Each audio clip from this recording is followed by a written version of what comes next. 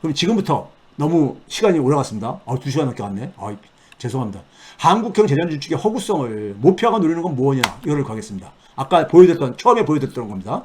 이건 바보 윤석열을 이용을 해가지고 모피아가 그러니까 결론부터 얘기하면은 모피아 나라를 만들겠다는 거야. 네? 모피아 나라 만들겠다는 겁니다.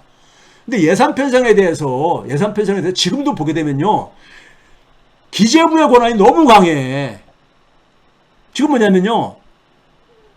국회는 뭐냐면 정부가 동의를 안 해주는 한에 있어서는 정부가 제출을 하잖아요. 예산을요.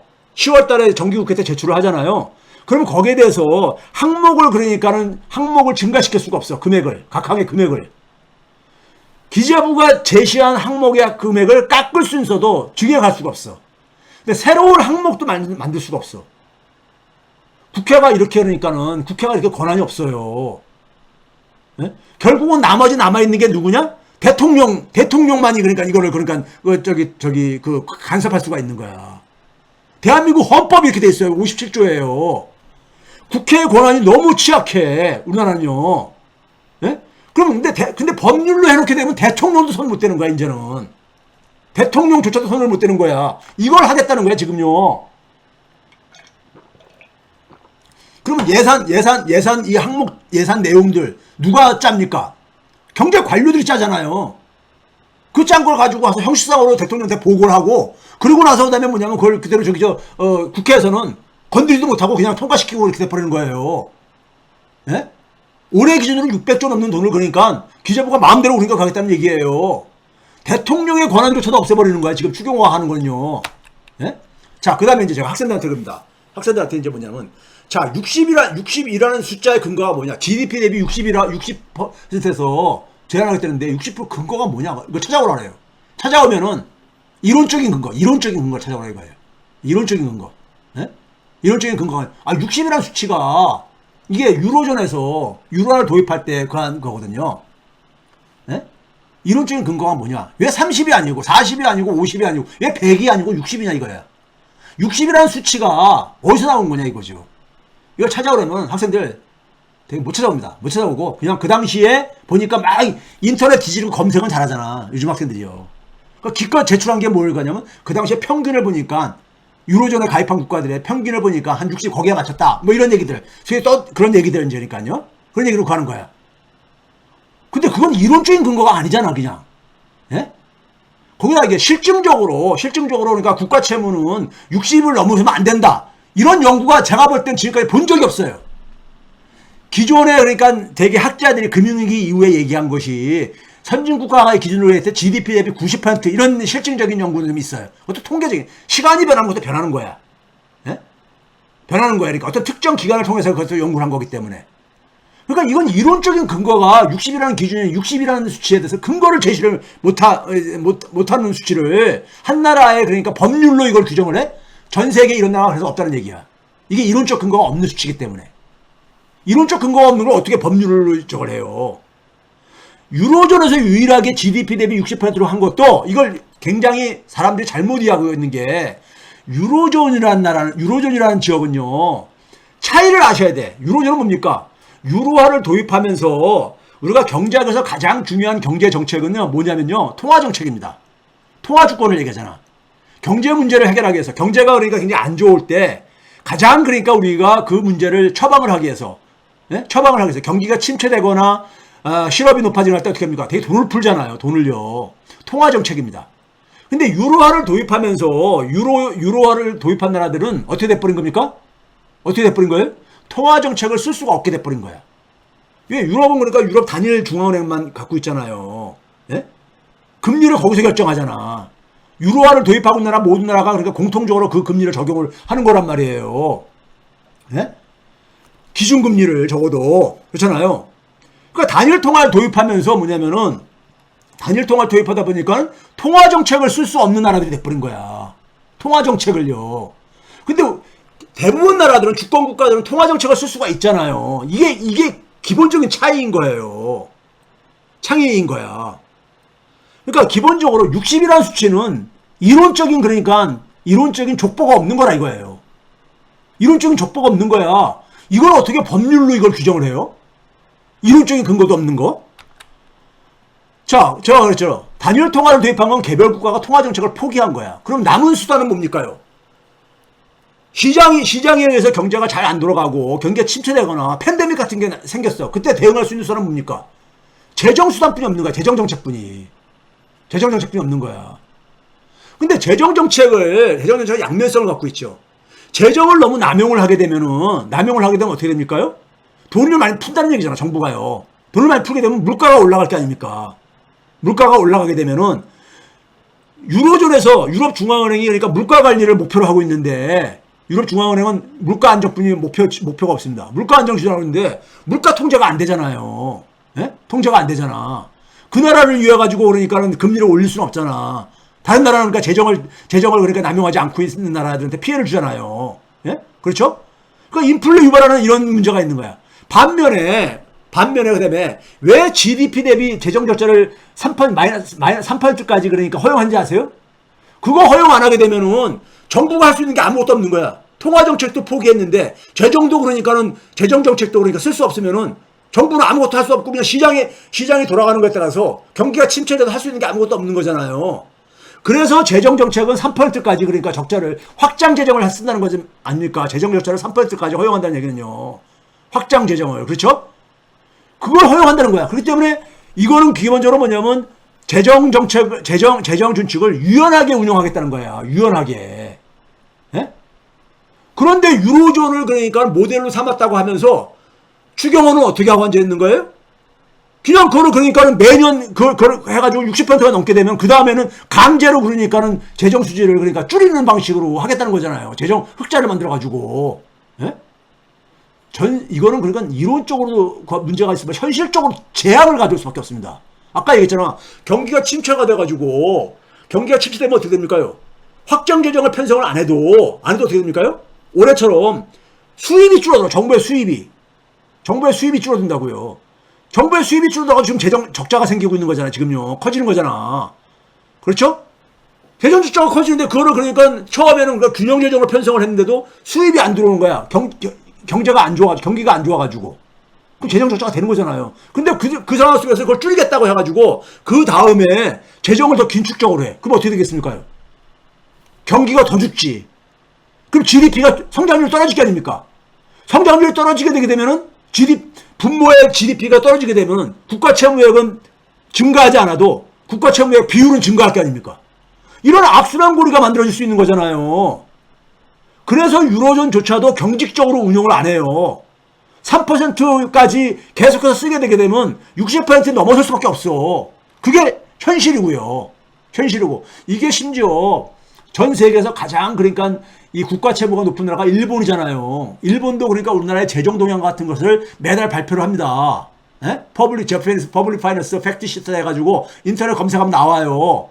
거기에도 보게 되면은 이렇게 나오고 있잖아요. 영어로 된 거 그대로 제가 옮겨놓은 거는 그 원문을 그대로 가져왔기 때문에 학생들한테 그대로 보여줘요. 일본에 그러니까는 소위 재무부에서 발표한 거잖아요. In case the both conditions of nominal interest rate. 이게 뭡니까? 아까 자금 조달 비용이잖아요. 금리요. 금리가 명목 성장률하고 같은 경우면서 그 다음에 기초 재정 적자가 0. 그러니까 뭐냐면 수익과 지출이 그러니까 다 또이또이 돼가지고 이게 만족되게 되면은 정부의 국가 채무 비율은 안정적이 된다. 변화가 없다 이런 얘기잖아요. 예? 그래서 뭐냐면 국가 채무 비율을 줄이고 싶으면은 이 기초 재정을 흑자로 만들 필요가 있다는 얘기를 하잖아요. 기초 재정은. 그래서 아까 제가 도입한 산식을 여기서 그대로 쓰고 있잖아요. 영어로 표현된 것뿐이지. 그렇죠? 이게 기본적으로 상식이에요. 일본조차도 지금 이렇게 하고 있단 말이에요. 예? 하고 있어. 근데 일본을 한번 봐보세요. 이게 보시게 되면은 그림이 복잡해 보일지 모르겠는데 여기 딱 두 가지만 보세요. 분홍 색깔 추이. 예? 여기 빨간색으로 제가 했죠. 인터레스트 레이트라고 해가지고 이자율입니다. 그 다음에 인터레스트 페이먼트, 이자 지급액이죠. 예? 이건 왼쪽의 수치고 이자율은 오른쪽의 수치인 겁니다. 아니, 이자 지급액이 왼쪽에 있네. 둘 다 왼쪽에 있네. 둘 다 수치가 두 가지가 있으니까요. 그리고 이제 오른쪽은 이제 정부 채무액이죠. 근데 보게 되면 정부 채무액은 계속 증가했잖아요. 예? 1,000조원이 넘을 정도로 그러니까요. 그렇죠? 아까 아베가 얘기할 정도로 증가했잖아요. 그런데 뭡니까? 이자 지급액이 인터레스트 페이먼트 검은색 선입니다. 검은색 사각형으로 되어 있는 검은색 선을 봐보세요. 2000년 이후에 줄어들었잖아. 이자 지급액이요. 국가채무 원금은 계속 증가하는데 이자 지급액은 줄어든 거야. 왜? 분홍 색깔이 쭉 떨어지잖아. 이자율이요. 일본은 99년도부터 제로금리를 도입하고 2016년부터 마이너스 금리까지 도입했잖아. 그러니까 정부가 상환해야 될 이자 부담액은 절대기율로 줄어드는 거야. 국가 채무액은 증가해도. 예? 그렇기 때문에 일본의 국가 채무가 관리가 되고 있는 거예요. 새롭게 증가하는 이자 증가에 의해서 증가하는 건 별로 안 생기는 거야. 예? 이게 많이 줄어든 거야, 오히려. 줄어든 거야. 예? 그래서 아까 제가 얘기한 그 식인 거고요. 자, 그러면 우리나라 국가 채무를 학생들한테 그 문재인 정부 때만 이렇게 좀 비교했는데 국가 채무를 국제결제은행에서 좀 장기적으로 봐보자 그래요. 장기적으로. 왜? 유로존을 표준으로 삼고 앉았으니까. 그래서 2006년도부터 금융위기가 터지기 전이죠. 쭉 보게 되면 선진경제, 유로존, 그 다음에 호주부터 해가지고 저 밑에 영국, 미국, 중국, 인도까지 쭉 이렇게 해놨어요. 보게 되면 어떻습니까요? 선진경제가 줄어든 때가 거의 있었냐고요. 2006년도, 2007년도에 한 70% 있다가 2016년도에 100% 가깝게 증가하잖아요. 네? 증가하잖아. 유로존도 마찬가지로 60%로 돌아온 적이 있습니까? 없잖아요. 왜 그렇습니까요? 재정을 3% 재정 적자를 3% 이내까지 운용할 수 있게 하다 보니까 이게 증가하는 거야. 재정을 그러니까 투입해야 될 상황이 벌어지게 되면 투입을 하는 거야. 그리고 결과적으로 증가하죠. 국가 채무가 증가했잖아. 근데 무슨 파산을 합니까? 예? 자, 이게 그다음에 2017년 이후입니다. 문재인 정부 이후 시기. 이때도 유로존에서 보게 되면 계속 증가하잖아. 국가 채무액이요. 선진국가도 마찬가지고요. 근데 무슨 문제가 생기냐고요. 예?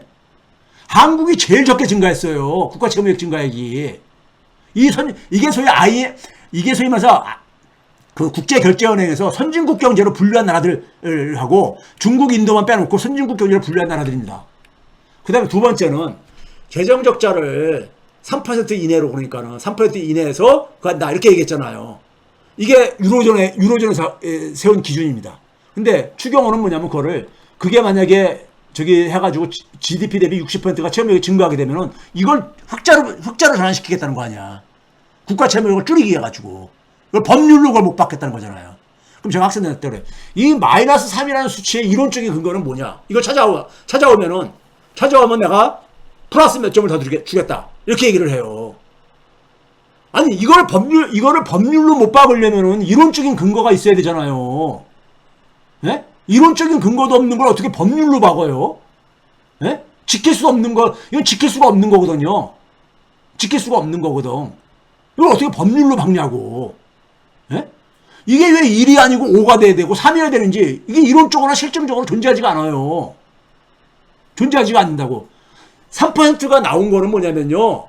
성장률이 그러니까 당시에 성장률을 고려해가지고 대충 이게 당시에 나온 거예요. 그러니까요. 예? 성장률을 그 당시에 성장률을 계속 변하는 거잖아요. 그러니까요. 예? 근데 문제는 뭐냐면 3% 이하로 유로존 같은 경우는 이걸 보장을 해주고 있는 거야.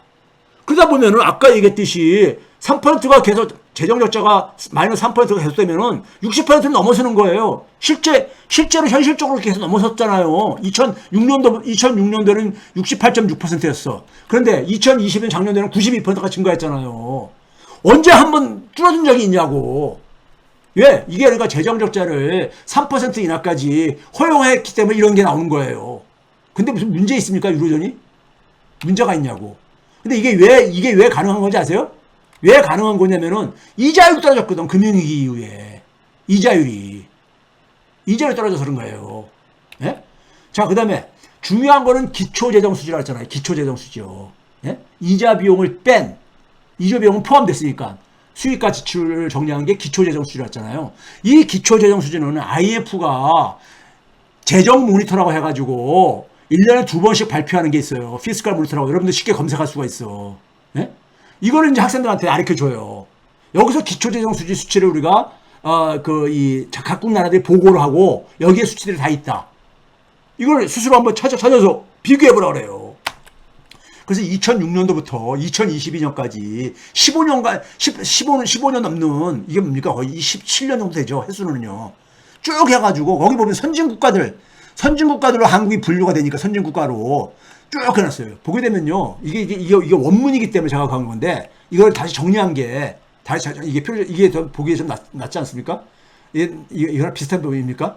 2006년부터 2012년, 그 다음에 2014년부터 2022년까지 공간이 많이 차지하기 때문에 좀 나눠서 그랬어요. 한국이 제일 낮아요. 여기 보시게 되게 되면은. 한국이 제일 낮잖아요. 기초재정 수지가 우리나라 같은 경우는 마이너스 3%를 넘어선 적이 없어. 심지어 팬데믹 기간에도. 이 빨간색으로 표시한 것은 다 3%가 넘은 때만 이렇게 빨간색으로 박스를 한 겁니다. 여기 보게 되면은 선진국의 평균이 2009년부터 2012년까지는 4년을 연속 마이너스 3% 넘어서고 있잖아요. 네? 유로존은 2년. 그 다음에 팬데믹 기간 동안에도 2년 동안 다 최소한 그러니까 다 3%를 넘어서잖아요. 재정 적자가요. 근데 팬데믹 기간에도 한국은 그러니까는 3%를 넘어선 적이 없어. 기초재정 수지가. 네? 넘어선 수지가 없어. 한국 파란색으로 쭉 해놓고 오른쪽은 그린 색깔로 쭉 해놨잖아요. 넘어선 적이 없다고. 네? 그런데 이거를 더 그러니까 강화하겠다고 하는 건지 웃기는 얘기잖아요. 한마디로. 예? 한마디로요. 예? 더군다나 이게 넘어서가지고 국가 채무가 60% 넘게 되면 그다음부터 재정 적자를 이제 못 쓰게 흑자로 전환시키게 하겠다고 강제로 이런 걸 법률로 못을 받겠다고 하는 거잖아요. 예? 법률로요. 한국은 굉장히 재정이 그러니까 건전하게 운영되는 나라예요. 한국은. 예? 문재인 정부 때도 팬데믹 기간을 빼놓고 나면은 재정 흑자였었어 다. 2017년 1.8 플러스 2018년 플러스 2.1 2019년대 마이너스 2019년부터 경기가 둔화로 이제 후퇴하잖아요. 팬데믹 전에. 예? 그래서 수입이 좀 줄어들면서 이렇게 된 거예요. 예? 근데 다른 나라들보다는 훨씬 더 양호한 편이잖아. 이거 봐보세요. 이게 유로존이야. 유로존 봐보세요. 유로존이 2000년부터 지금 최근까지, 작년까지 국가 채무의 흐름이에요. 60% 금융위기 전에 그러니까는 한 60% 근방에 있었어요. 근데 그 이후에 달성한 적이 없어. 60%를. 금융위기 때 그러니까는 이게 93.3%가 쭉 올라가고, 금융위기 이후에 86%까지 올라갔다가 유로존 위기가 바로 이어서 2010년도 터지면서 93%까지 올라갔다가, 유로존 평균입니다. 유로존 평균이요. 그러다가 줄여가지고 어디까지 줄이냐면은 팬데믹 직전에 84%까지 줄여요. 2019년도에. 이게 왜 그러냐면요. 2016년부터 2021년까지 제로금리가 유지가 되거든. 그러니까 이자 부담이 쭉 줄어들어서 생긴 거야. 이자 부담이. 그러다가 팬데믹 터지면서 쫙 올라가잖아요. 100% 근처까지. 예? 그러니까 60%는 달성한 적이 없는 목표 수치야. 예? 달성할 수 없다 그랬잖아요. 제가요. 그러니까요. 예? 이게 봐보세요. 유로화를 사용하기 초기에, 그러니까 2001년도입니다. 2001년도에 유로화를 사용하기로 한 나라가 12개 국가가 있었어요. 12개 국가의 평균을 보게 되면요. 62.7%입니다. 경제 규모까지 다 고려하게 되면 68%고요. 이것도 국제 결정에 다 있어요. 자료가. 그러니까 유로화가 2002년도부터 그러니까 일상적으로 사용하기 시작했잖아요.